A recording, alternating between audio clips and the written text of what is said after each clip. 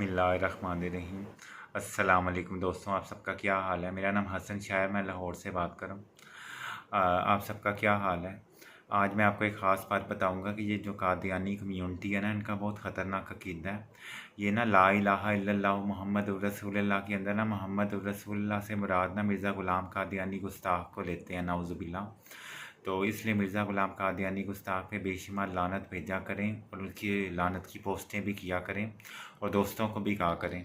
तो ये बहुत बड़ा जहाद है कि हम कादियानियत के ख़िलाफ़ कम अज़ कम बातें तो किया करें या कलम उठाया करें। देखें, बाकी ये तो हुकूमत की ज़िम्मेदारी है ना बाकी काम करना।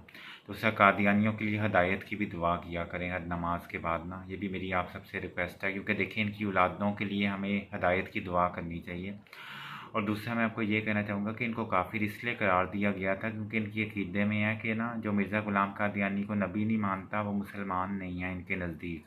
तो इसी वजह से ना इनको काफिर करार दिया गया।